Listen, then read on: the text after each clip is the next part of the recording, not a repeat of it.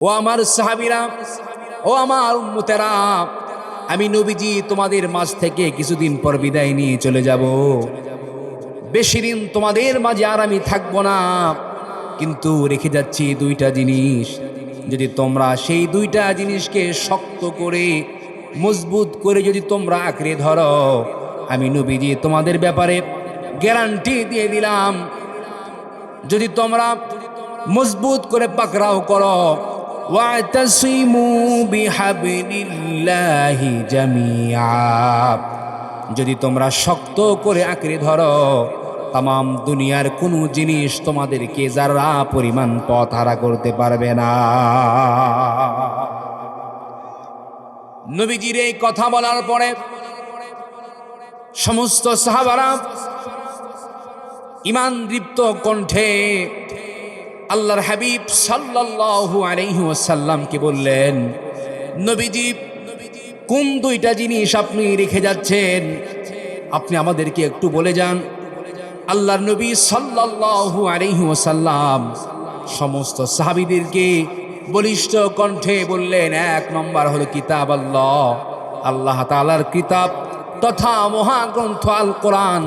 আর দুই নম্বর হচ্ছে আমি বিশ্বনবী সাল্লাল্লাহু আলাইহি ওয়াসাল্লামের উসওয়াতুন হাসানা তথা সুন্নাত এবং হাদিস।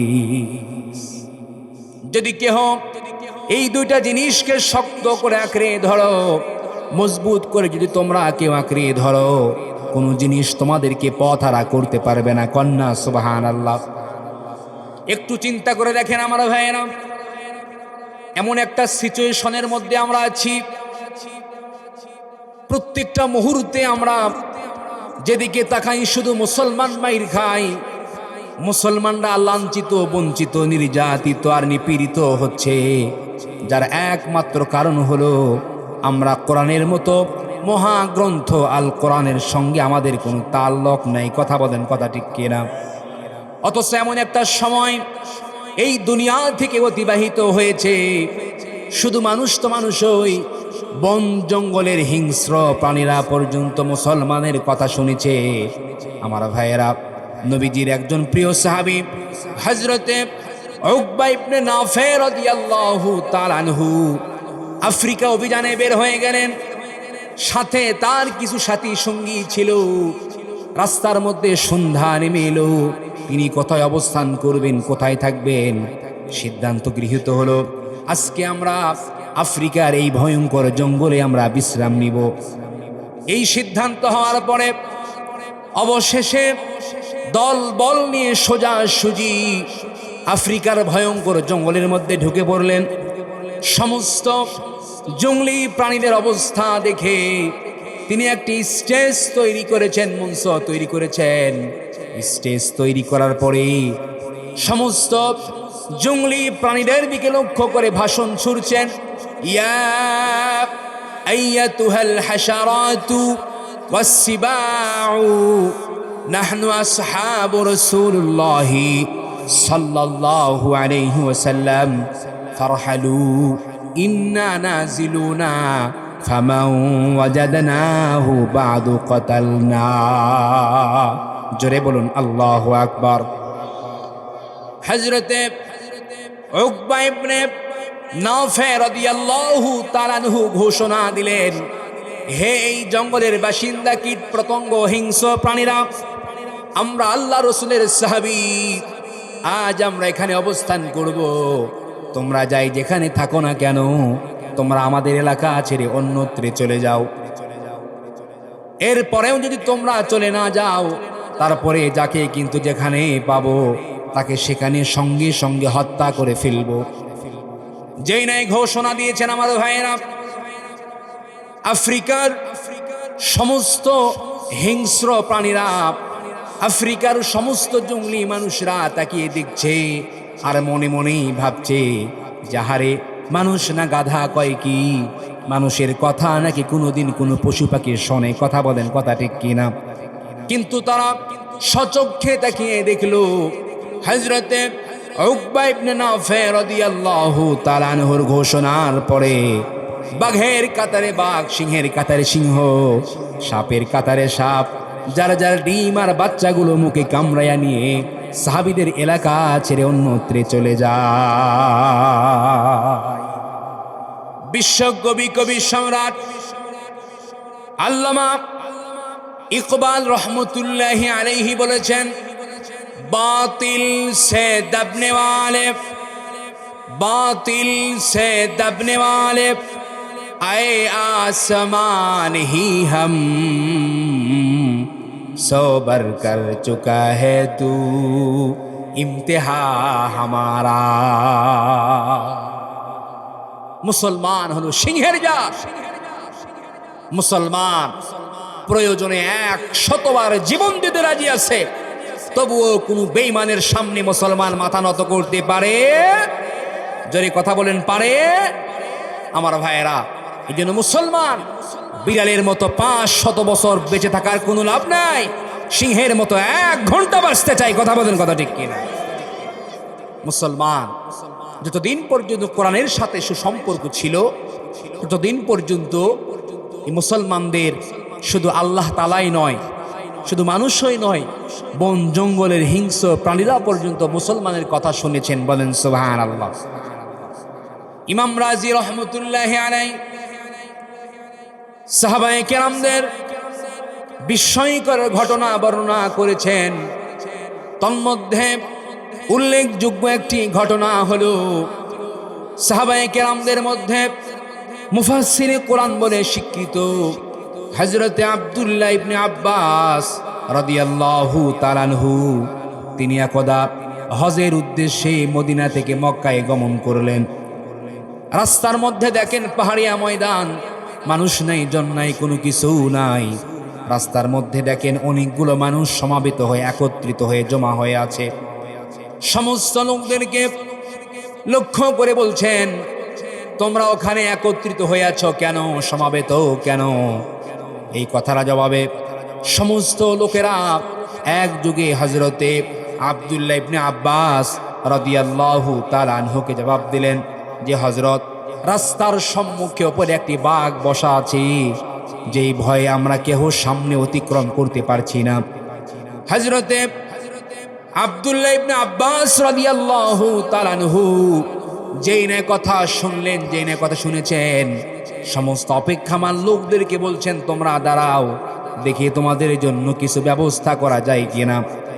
এই কথা বলে আমার ভাইয়েরা হযরতে আব্দুল্লাহ ইবনে আব্বাস রাদিয়াল্লাহু তাআলা আনহু বাঘের সামনে গিয়ে বাঘকে লক্ষ্য করে বলছেন, ইয়া আইয়ুহাল আসাদ নাহনু আসহাবু রাসূলুল্লাহি সাল্লাল্লাহু আলাইহি ওয়াসাল্লাম, হে বাঘ, আমরা তো আল্লাহর নবীর সাহাবী। এই কথা বলে বাঘের কান চেপে ধরলেন, আর সমস্ত অপেক্ষামান লোকদেরকে বলছেন, তোমরা এক এক করে রাস্তা অতিক্রম করে চলে যাও। দেখা গেল সমস্ত লোকেরা এক এক করে রাস্তা অতিক্রম করে চলে গেল। পরিশেষে তিনি বাঘের কান ছেড়ে দিয়ে তিনিও চলে গেলেন। বাঘ আগের হালতে নিস্তব্ধ হয়ে বসে রইল। আল্লাহু আকবার বলেন। মুসলমানদের অবস্থা ছিল আমার ভাইয়েরা, আজ মুসলমান কোরআনটাকে ধারণ করি কখন, কোরআনটাকে লালন করি কখন? যখন আমার বাপ মারা যায়, যখন মা মারা যায়। মনে করি আমাদের এই দমদমা মাদ্রাসা থেকে কয়েকটা তলবে আলেমদেরকে নিয়ে মরা বাপের চতুর্পাশে বসিয়ে একটু বারবার কোরআন খতমের মাধ্যমে মরা বাপকে, মরা মাকে একেবারে জান্নাতে পাঠাতে চাই। কথা বলেন, কথা ঠিক কিনা? কিন্তু বিশ্বাস করেন মুসলমান, আল্লাহ রাব্বুল আলামিন এই কোরআনে কারীম কোন মৃত মানুষের জন্য নাজিল করে? আল্লাহ পাক কেন নাজিল করলেন? আল্লাহ রাব্বুল আলামিন বলেন, আলিফ লাম রা কিতাবুন আনজালনাহু ইলাইকা লিতুখরিজান নাসা মিনাজ যুলুমাতি ইলান নূর। জোরে বলুন আল্লাহু আকবার। আল্লাহ রাব্বুল আলামিন বলেন, আলিফ লাম রা তাহা ইয়াসিন। আলিফ লাম মিম এগুলোকে বলা হয় হুরুফে মুকাত্তাআত, বিচ্ছিন্ন হরফ সমূহ। ওয়াল্লাহু আ'লামু বিমুরাদি, এর অর্থ এবং উদ্দেশ্য সম্পর্কে আল্লাহ তাআলাই ভালো জানেন। এরপরে রব বলছেন, কিতাবুন আনজালনাহু ইলাইকা লিতুখরিজান নাসা মিনাজ যুলুমাতি ইলান নূর। জোরে বলেন আল্লাহু আকবার। আল্লাহ পাক বলছেন, নবী হে, এই নেন কিতাব, এই নেন মহাগ্রন্থ আল কোরআন। এই কোরআনটা আমি আল্লাহ রব্বুল আলামিন এমনি এমনি আপনাকে দান করি নাই, আপনার উপরে রিভিল করি নাই। এই কিতাবটা আমি আল্লাহ তাআলা এই জন্য আপনার উপরে নাজিল করেছি, আপনি যেন এই কিতাবের সাহায্যে তাম বিশ্বের অন্ধকারাচ্ছন্ন মানুষগুলোকে আপনি একটা একটা করে বের করে করে একমাত্র আলোর রাস্তা, জান্নাতের রাস্তা, আপনি যেন সিরাতুল মুস্তাকিমের রাস্তা দেখাতে পারে। তাহলে আমার ভাইয়েরা, এই কিতাব, এই কোরআনটা নাজিল করার উদ্দেশ্য কি? আল্লাহ পাক বলেছেন, লিতুখরিজান নাসা মিনাজ যুলুমাত, তাম সমস্ত মানব মণ্ডলীকে অন্ধকার সমূহ থেকে ইলান নূর, আপনি যেন আলোর দিকে নিয়ে আসতে পারেন। আলো কি? আল ইসলাম ও নূর, ইসলাম হচ্ছে আলো। ইসলাম কি? যদি কথা বলেন, ইসলাম কি? আলো। আল্লাহ পাক অন্ধকারকে এখানে বহু বচন আল্লাহ পাক বুঝিয়েছেন। কেন একাধিক কেন বুঝাইলেন? কারণ ভুলের অনেক পথ হয়, কথা বলেন, কথা ঠিক কিনা? কিন্তু যেটা রাইট সেটা এক হয়।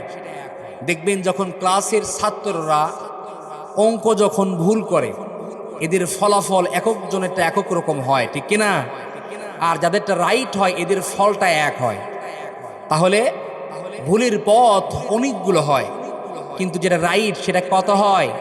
এক হয়। সেটা কোনো এদিক সেদিক হয়।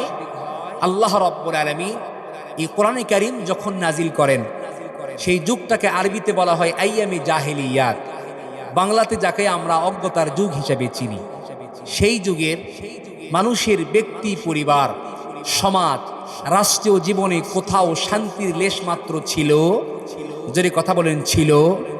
মূর্খতা, জাহালাত, কুসংস্কার, অজ্ঞতা কোন পর্যায়ে পৌঁছলে পরে ব্যক্তি নিজ স্ত্রীকে পুত্র সন্তান ধারণের জন্য পর পুরুষের কাছে দিয়ে আসতে পারে? চিন্তা করা যায়? মাথায় ধরে এগুলো? জাহালাত, অজ্ঞতা, কুসংস্কার কোন পর্যায়ে পৌঁছলে পরে ব্যক্তি নিজ জন্ম দেওয়া নিজের কলিজার টুকরা সন্তানকে জীবন্ত প্রথিত করতে পারে? ভাবা যায়?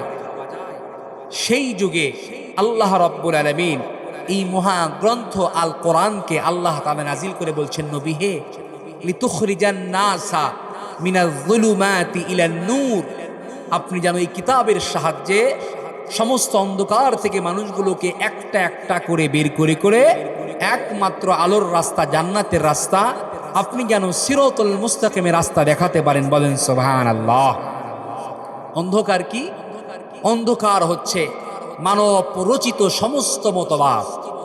মানব রচিত যতগুলো মতবাদ আছে, ন্যাশনালিজম, কমিউনিজম, সোশ্যালিজম, এই সবগুলোকে মানব রচিত মতবাদ, এই মানব রচিত মতবাদকে ঝেড়ে ফেলে দিয়ে একমাত্র ইসলামী মতবাদ, আল্লাহ পাকের রচিত বিধানের উপর আপনি যেন প্রতিষ্ঠিত করতে পারেন।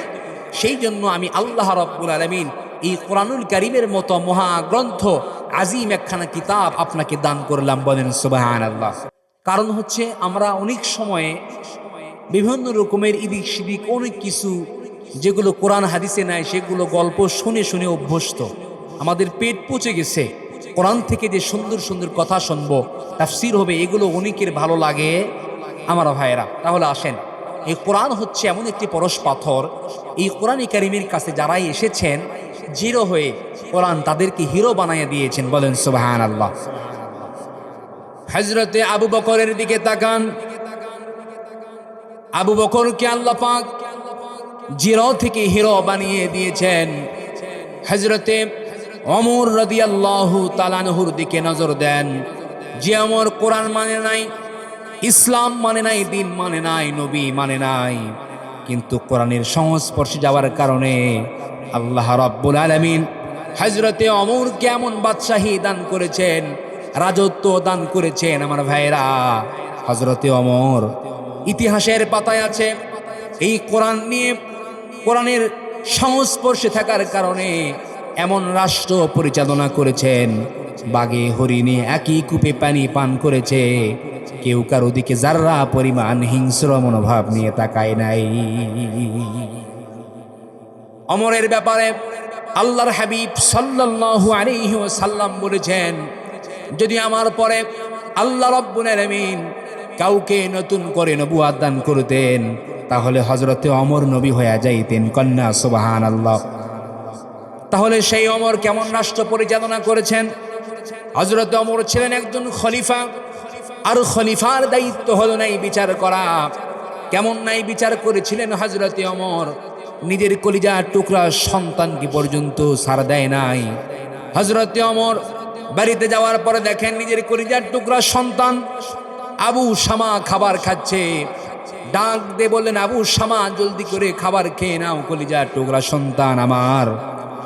বাবা যেই নাই কথা বলেছেন আমার ভাইয়েরা, যেই নাই কথা বলেছেন, কলিজার টুকরা সন্তানের খাওয়া সঙ্গে সঙ্গে বন্ধ হয়ে গিয়েছে। ডাক দিয়ে বলতেছেন, আব্বা আমার আর খাওয়ার দরকার নাই, আমার আর খাওয়া লাগবে না, আপনি আপনার বিচারের কাজ শুরু করে দেন। যেই নাই কথা বলেছেন, চিন্তা করে দেখেন আমার ভাইয়েরা, বাবাও যেমন সন্তানও সেই রকম, আর আমরা বাবাও যেমন সন্তানও সেই রকম। 2 নাম্বার, এমন সন্তান দুনিয়ার জমিনে রেখে যাচ্ছি, ওকে তো লাল পানি আর সন্তান বাবা খায়, গাঞ্জা খায়, ইয়াবা খায়, এমন সন্তান আমাদের ফেনীতে আছে না নাই? জোরে কথা বলেন, আছে না নাই? হযরতে ওমর রাদিয়াল্লাহু তাআলা আনহু বাবাও যেমন সন্তানও সেই রকম। যেই না বলেছেন তোমার একটা বিচার আছে, সঙ্গে সঙ্গে সন্তান খাওয়ার বন্ধ করে দিয়েছে। ডাক দিয়ে বলতেছেন, আব্বা আপনি আপনার বিচারের কাজ শুরু করে দেন। এই কথা যেই না বলেছেন, হযরতে ওমর রাদিয়াল্লাহু তাআলা আনহুর স্ত্রী এই কথা শোনার সঙ্গে সঙ্গে স্বামীর সামনে হাজির হয়ে স্বামীকে বলতেছেন, আমিরুল মুমিনিন, আমিরুল মুমিনিন কি হয়েছে? হযরতে ওমর কয়, একজন মহিলা আমার দরবারে নালিশ দিয়েছে, তার নাতিকে নাকি আমার কলিজার টুকরা সন্তান ধর্ষণ করেছে। আমার ভাইয়েরা, যে নে কথা শুনেছেন হযরতে ওমর, যেই নে কথা শুনেছেন তার স্ত্রী মুহূর্তের মধ্যে বিচলিত হয়ে পড়লেন, চিন্তা ভাবনা করলেন, এ তো স্বাভাবিক কোন মানুষ নয়, আল্লাহর কোরআন ছাড়া, আল্লাহর আইন ছাড়া এতে কখনোই বিচার করবে না। সুতরাং স্বামীকে মুহূর্তের মধ্যে পেছনের দরজা দিয়ে বাহিরে নিয়ে গিয়েছেন। স্বামীকে বলতেছেন, আমিরুল মুমিনিন, প্রাণের স্বামী আমার, আমার টাকা পয়সা সোনা গহনা যা কিছু আছে সব কিছু আপনাকে দিয়ে দিচ্ছি, অন্তত দেখেন মেয়েটাকে ম্যানেজ করা যায় কিনা, আমি আমার কলিজার টুকরা সন্তানকে বাঁচাতে চাই। স্ত্রী যখন এই কথা বলেছেন, হযরতে ওমর রাদিয়াল্লাহু তাআলা আনহু চেহারা একেবারে আগুনের গোলার মতো লাল হয়ে গিয়েছে। স্ত্রীকে ঝটকা দিয়ে সরে ফেলে দিয়ে বলতেছেন, স্ত্রী তুমি কি আল্লাহর কোরআন হতে আমাকে সরাইতে চাও? বাধা দিও না, দূরে সরে যাও। স্ত্রীকে ধাক্কা দিয়ে সরে দিয়েছেন। সন্তানকে ডাক দিয়ে বলতেছেন, কলিজার টুকরা সন্তান আমার, আবু শামা বাবা সামনে চলে আসো, তোমার বিরুদ্ধে যে মামলা উঠেছে, যে অভিযোগ আমার কানে এসেছে, এটা কতটুকু সত্য তোমার জবানে আমি শুনতে চাই, তুমি একটু ক্লিয়ার করে আমাকে বলো। যেই নাই কথা বলেছেন, কলিজার টুকরা সন্তান আবু শামা ডাক দিয়ে বলেন, আব্বা বন্ধু বান্ধবদের পাল্লায় পড়ে না বিষ খেয়েছিলাম, ব্রেন ঠিক ছিল না, যার কারণে আবেগে পড়ে কাজটি আমি করে ফেলেছি, আপনি দয়া করে মায়া করে আমাকে মাফ করে দেন। আমিরুল মুমিনিন হযরতে ওমর রাদিয়াল্লাহু তাআলা আনহু বলেন, কলিজার টুকরা সন্তান আমার, মাফ যদি চাইতে হয় তুমি আল্লাহর কাছে মাফ চাও, কারণ বিচার যেটা আছে সেটা আমি কোরআন দিয়ে করব, কারণ কাল কিয়ামতের ময়দানে জাহান্নামের আগুন থেকে তোমাকে বাঁচাতে চায়। আমার ভাইয়েরা, এই কথা বলে সঙ্গে সঙ্গে প্রধান বিচারপতিকে ডাক দিয়ে বললেন, জল্লাদ বিচার শুরু করে দাও। জল্লাদ চাবুক মারা শুরু করেছেন, চামড়ার চাবুক দিয়ে চাবুক মারা শুরু করেছেন। 80টা বেত মারতে হবে। আল্লাহ রাব্বুল আলামিন সূরা নূরের 2 নম্বর আয়াতের মধ্যে আল্লাহ তাআলা বলেন, আয-যানিয়াতু ওয়াজ-যানি ফাজলিদু কুল্লা ওয়াহিদিম মিনহুমা মিয়াতা জালদা। জোরে বলেন আল্লাহু আকবার। সূরা নূরের এই 2 নম্বর আয়াতি কারিমা পড়ার পরে জিনার যে বিচার ব্যবস্থা আছে তা শুরু হয়ে গেল। আমার ভাইয়েরা, জল্লাদ 80টা চাবুক মারার পরে সন্তান জমিনের উপরে বেহুশ হয়ে পড়ে গেছে, নাক মুখ দিয়ে রক্ত উঠেছে। স্ত্রী দৌড় দেশে স্বামীর পা চেপে ধরেছে, বলতেছে, আমিরুল মুমিনিন, অন্তত আজকের মতো আমার কলিজার টুকরা সন্তানকে আপনি মাফ করে দেন, বাকিটা আবার আগামীতে মারবেন। হযরতে ওমর কই, স্ত্রী আয়াতের মধ্যে তো শব্দ নাই, অর্থাৎ মিয়াতা ওয়া জালদা নাই। আল্লাহ রাব্বুল আলামিন যেহেতু বিরতি দেয় নাই, তাহলে আমি ওমর কেমনে বিরতি দেই? আমার দয়া কি আল্লাহর চাইতে বেশি নাকি? আমার মায়া কি আল্লাহর চাইতে বেশি নাকি?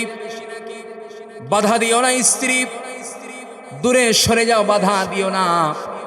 আমার ভাইয়েরা, 80টা যখন মারা হয়ে গেছে, সন্তান মারার উপক্রম হয়ে গেছে, নাক মুখ দিয়ে রক্ত উঠে জমিনে বেহুশ, কিন্তু আরো 20টা মারা লাগবে। 20টা আবার কে খাবে?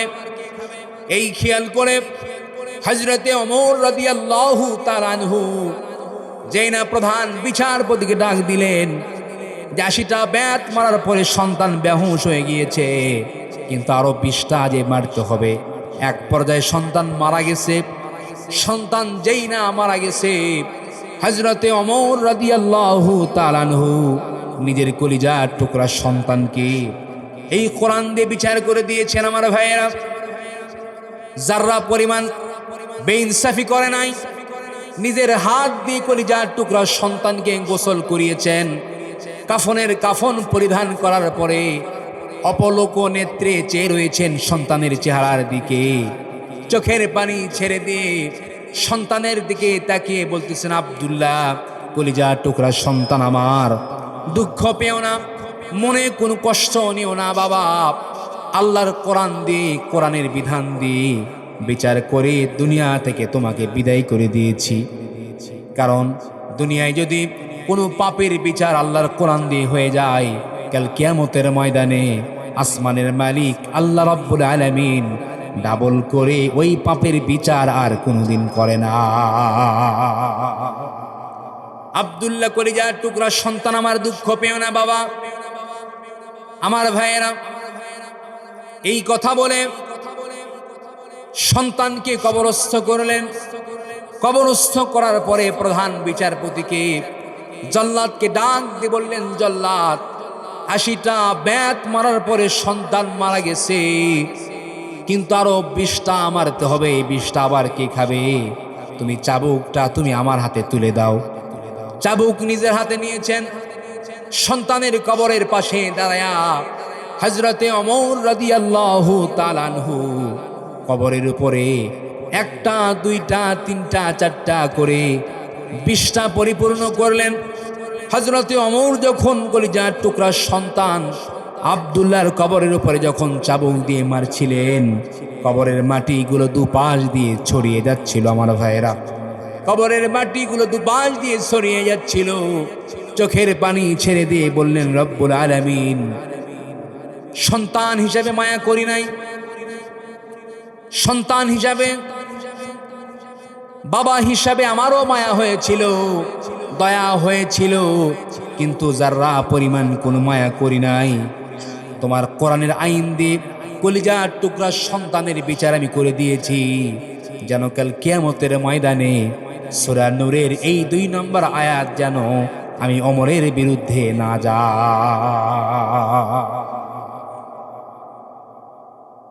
একটুখানি চিন্তা করে দেখেন, এই কোরআনের শাসন, কোরআনের শান্তি, মানুষের মধ্যে কোনো বৈষম্য, কোনো বেইনসাফি থাকতে পারে? দীর্ঘ 16-17টি বছর ধরে আমরা দেখেছি আমার বাংলার জমিনে বাকশাল প্রতিষ্ঠিত হয়েছিল। গরিব অসহায় মানুষ মসজিদের দান বাক্সের টাকা চুরি করলে তার বিচার হয়, জুতা চোরের বিচার হয়। যারা লক্ষ লক্ষ কোটি কোটি টাকা চুরি করে ব্যাংকগুলোর যারা হাওয়া বানিয়ে দিয়েছেন, দেশটারে যারা দেউলিয়া বানিয়ে দিয়েছেন, নেতার ছেলে, এমপির ছেলে, মন্ত্রীর ছেলে খুন করলে, ধর্ষণ করলে, এদের কোনো বিচার বাংলার জমিনে হয় নাই। কথা বলেন, কথা ঠিক কিনা? সুতরাং স্পষ্ট ভাষায় বলতে চায় আমার ভাইয়েরা, আগামীতে যে সরকার হোক, যেই সরকার গঠন করুক, যদি আমার বিএনপির ভাইরা সরকার গঠন করে, জামাত ইসলামের ভাইরা যদি সরকার গঠন করে, এনসিপির ভাইরা যদি সরকার গঠন করে, যেই করে করুক, আমাদের পা থেকে মাথা পর্যন্ত হৃদয়ের সবটুকু শক্তি উজাড় করে শিরা উপশিরা শক্তিগুলো একত্রিত করে আমরা বলতে চাই, আগামীতে দেশ চালাতে হবে এই কোরআন দিয়ে। কথা বলেন, কথা ঠিক কিনা? জোরে কথা বলেন, ঠিক কিনা? যদি কোরআন দিয়ে দেশ চালানো হয় আমার ভাইয়েরা, এই বাংলার জমিনে কোনো মাজলুম মানুষের মধ্যে কোনো বৈষম্য ইত্যাদি থাকবে? একজন চোরের যদি বিচার করা হয়, বাইতুল মুকাররমের দক্ষিণ গেটের সামনে যদি একটা চোরের বিধান, তার যদি হাত যদি কেটে নেওয়া হয়, এই কোরআন দিয়ে যদি করা হয়, আমার মনে হয় এই বাংলার জমিনের 85% চোর এমনি এমনি ভালো হয়ে যাবে। কথা বলেন, ঠিক কিনা? একজন জিনাকার রাস্তাঘাটে, আমার বোন, আপনার বোন নিরাপদ নয়। কিছুদিন পূর্বে দেখেছি শরীয়তপুরের ঘটনা আমার ভাইয়েরা, একজন বোন হিজাব পরিহিত অবস্থায় পর্দার সহিত চলাচল করছে। দুর্বৃত্তরা, এই কুলাঙ্গাররা সেই বোনকে জোরপূর্বক ধরে নিয়ে তাকে ধর্ষণ করেছে। সেই বোন যখন কান্না করছিলেন, তার কান্নায় যখন মনে হয় আকাশ বাতাস সব কিছু ভারী হয়ে গিয়েছে। আমার বাংলার জমিনে কুকুর হত্যা করলে তার বিচার হয়, বিড়াল হত্যা করলে তার বিচার হয়, কিন্তু মানুষ হত্যা করলে, আমার বোনের ইজ্জত নষ্ট করলে তার বিচার বাংলার জমিনে হয় নাই। কথা বলেন, কথা ঠিক কিনা? যদি তার বিচার যদি আমরা করতে চাই আমার ভাইয়েরা, তাহলে এই দুনিয়াতে আমার আপনার কোরআন মারা ছাড়া বিকল্প কোনো রাস্তা। আল্লাহর হাবিব সাল্লাল্লাহু আলাইহি ওয়াসাল্লামকে আল্লাহ রাব্বুল আলামিন যখন এই কোরআনে কারীম দান করলেন, এই কোরআনে কারীম যখন দান করলেন, সেই যুগটাকে বলা হয় আরবিতে আইয়ামে জাহেলিয়াত, বাংলায় যাকে আমরা অজ্ঞতার যুগ হিসেবে চিনি। সেই যুগের মানুষের ব্যক্তি, পরিবার, সমাজ, রাষ্ট্র কোথাও শান্তির লেশমাত্র ছিল। সেই কঠিন বর্বরতার যুগে আল্লাহ রাব্বুল আলামিন এই কোরআনে কারীম দিয়ে বলতেছেন, নবী হে, এই কোরআনটা আমি আল্লাহ পাক আপনাকে এই জন্য দিলাম, এই কোরআনের মাধ্যমে তাম বিশ্বের অন্ধকারাচ্ছন্ন মানুষগুলোকে ন্যাশনালিজম, কমিউনিজম, সোশ্যালিজম, সমস্ত মানব রচিত তন্ত্র মন্ত্র, সমস্ত মতবাদকে ঝেড়ে ফেলে দিয়ে একমাত্র সরল সোজা পথ, ইসলামের পথ, এই কোরআনের পথে যেন আপনি মানুষদেরকে নিয়ে আসতে পারেন, এই জন্য আমি আল্লাহ পাক এই কোরআনটা দান করলাম। বলেন সুবহানাল্লাহ। আমার ভাইয়েরা, তো আল্লাহ রাব্বুল আলামিনের উপরে যখন এই কোরআনে কারীম আল্লাহর হাবিব সাল্লাল্লাহু আলাইহি ওয়াসাল্লাম এই কোরআনে কারীম যখন আল্লাহ পাক নাজিল করলেন, তো আল্লাহর হাবিব সাল্লাল্লাহু আলাইহি ওয়াসাল্লাম এই কোরআনে কারীম নাজিলের পূর্বেও বিশ্বনবী সাল্লাল্লাহু আলাইহি ওয়াসাল্লাম তার জীবনের গুরুত্বপূর্ণ 15টি বছর তিনি মানবতাকে মুক্তির রাস্তা দেখানোর জন্য তিনি চেষ্টা করেছেন। এবং এই চেষ্টা করতে গিয়ে তিনি একটি মুভমেন্ট, একটি আন্দোলন করেছিলেন। আমরা যারা ইসলামিক হিস্টোরি পড়েছি তারা জানি সেই আন্দোলনের নাম ছিল হিলফুল ফুদুল। যারা বলেন কি নাম ছিল? হিলফুল ফুদুল। সেই হিলফুল ফুদুলের মাধ্যমেও মুহাম্মদ সাল্লাল্লাহু আলাইহি ওয়াসাল্লাম কাঙ্ক্ষিত সফলতা লাভ করতে পারে। জোরে বলেন পারে। ওটারও উদ্দেশ্য ছিল আত্মমানবতার সেবায় নিজেকে নিয়োজিত করবেন, অন্ধকারাচ্ছন্ন সমাজটাকে আলোকিত করবেন।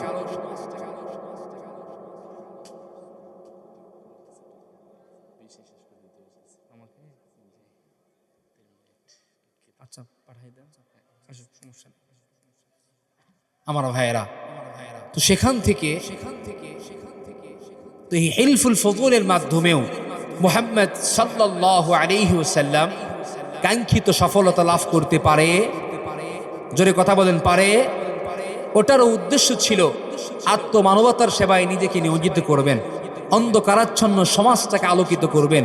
এই জন্য তিনি চেষ্টা করেছেন তার জীবনের গুরুত্বপূর্ণ 15টি বছর। কত বছর বলেন? জোরে কথা বলেন, কত বছর? এই 15 বছর চেষ্টা করার পরেও বিশ্বনবী সাল্লাল্লাহু আলাইহি ওয়াসাল্লাম একটা মুহূর্তের জন্য শান্তি প্রতিষ্ঠিত করতে পারে আল্লাহ রাব্বুল আলামিন জানাইয়া দিলেন। আমরা উদাসীন হয়ে মেহরবানি করে না যাই। আমাদের দাওয়াতের মেহমান 2-3 মিনিটের মধ্যে স্টেজে চলে আসতেছে। আখেরে মোনাজাত করে যায়। হযরত মুসাফির মানুষ ভারত থেকে এসেছেন, মেহরবানি করে আমরা কেউ ওঠা না করি।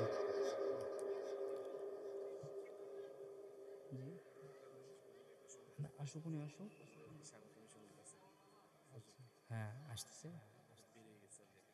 এখন সঙ্গীত বলার কথা বলতেছেন, সঙ্গীত বলবেন। আমার ভাইয়েরা, আল্লাহ রাব্বুল আলামিন আল্লাহর হাবিব সাল্লাল্লাহু আলাইহি ওয়াসাল্লামকে সঙ্গে সঙ্গে জানাইয়া দিলেন, নবী আমার, আপনি কেন শান্তি প্রতিষ্ঠিত করতে পারেন নাই তাকে আপনি জানেন? কারণ ছিল মা কুনতা তাদরি মাল কিতাব ওয়ালাল ঈমান। এতদিন পর্যন্ত এই কিতাব কি জিনিস, সংবিধান কি জিনিস, গাইডলাইন কি জিনিস, এইটা আপনার কাছে ছিল না।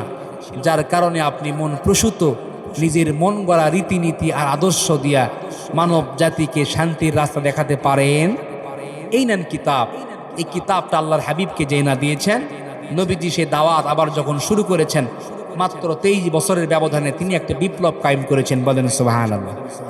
সেই পথ হারা মানুষগুলোকে দাওয়াত দিয়েছেন, তারা সকলে ফিরে এসেছেন। আমার ভাইয়েরা, যেহেতু সময় স্বল্পতার কারণে এখানেই আমাকে শেষ করতে হচ্ছে, তো এই ভাঙা ভাঙা কথাগুলো আল্লাহ পাক আমাদের সকলকে কোরআন সুন্নাহ অনুযায়ী জীবন গড়ার, আমল করার আল্লাহ তাআলা তৌফিক দান করেন। সকলে বলেন আল্লাহুম্মা আমিন।